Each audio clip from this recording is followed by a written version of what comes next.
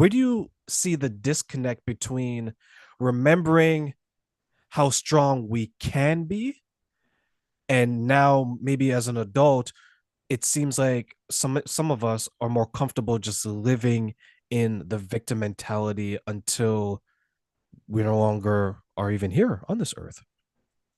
No, no, I mean, and I think comfortability is a piece of that, but also, I mean, looking at other countries, I have a client who is from another country and they, we were talking about identity and they're just like, the first thing Americans ask is, what do you do for work? And why, who gives a shit? Fair.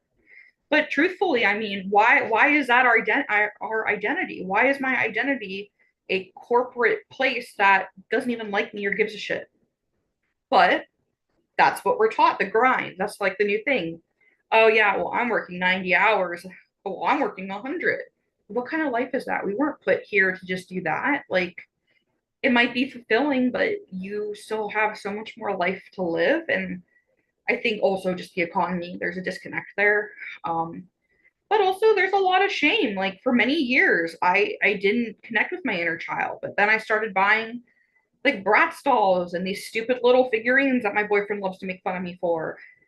And it felt so free being able to reconnect with that little person inside of me. But a lot of adults, it's scary. It's, well, I'm not a kid anymore, but you are. You just got longer limbs. Yeah, we're not asking you to be childlike where you walk around in a diaper unless there's a medical condition for that for those out there, Okay. right? But it's finding that passion, right? Like when I look at some of the people I work with and I ask them a question, okay, what do you like to do? And they immediately default to what they do for a living, to your point, right? And then I challenge them. I was like, okay, answer me this question without talking about your job. But like, sure, tell me two things that you love to do. And they have no idea what they love to do.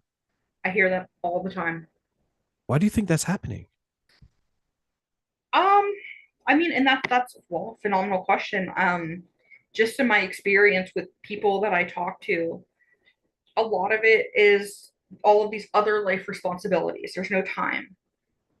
But with that, and I understand the no time thing, I do, but you're also sacrificing yourself for everything else. And, at what point do you not kind of cut off your own hand to survive?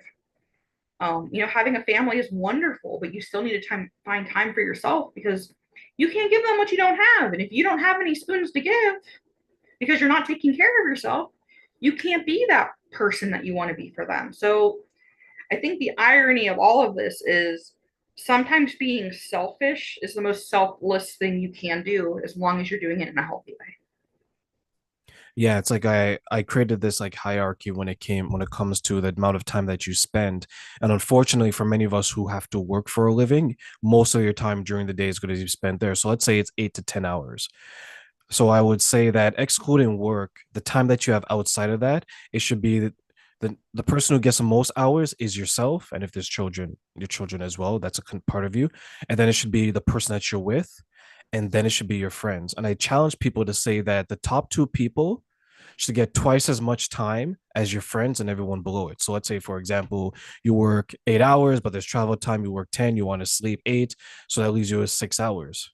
So you and your partner should get the majority of that, just doing things either together or yourself. And then you can allocate time for everyone else. Because what I find with a lot of people who are suffering these things is that they feel very isolated or alone, whether they're in a relationship or not. And but as a way to not feel that way, they'll dedicate an unhealthy amount of time to everybody else outside of their home instead of in their home. Would you agree? Oh yeah. Oh yeah. I mean, I think people feel a lot of pressure too. And I know the internet is always, if they don't text you, then forget them.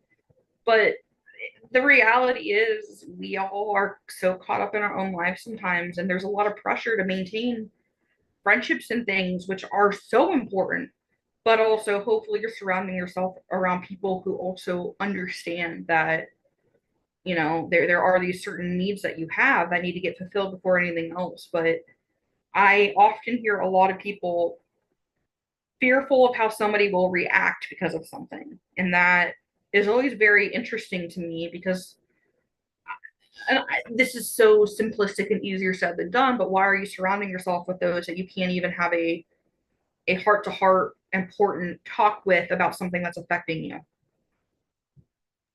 Yeah, yeah, absolutely.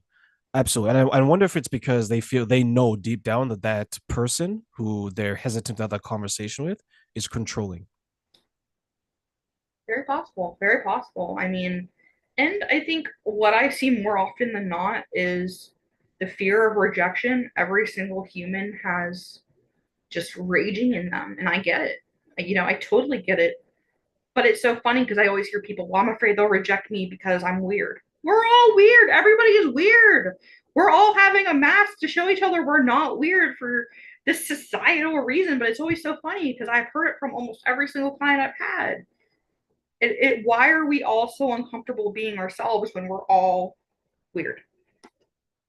Isn't that scary how people will bend or break themselves for other people? Like I see it in groups where there's like they have like a common dislike of something. So I'll give you an example. So you have let's say you have five people who've come together and for some reason they're not able to make relationships work and they hate all men or they hate all women, right? Which you probably come across a number of times online, right?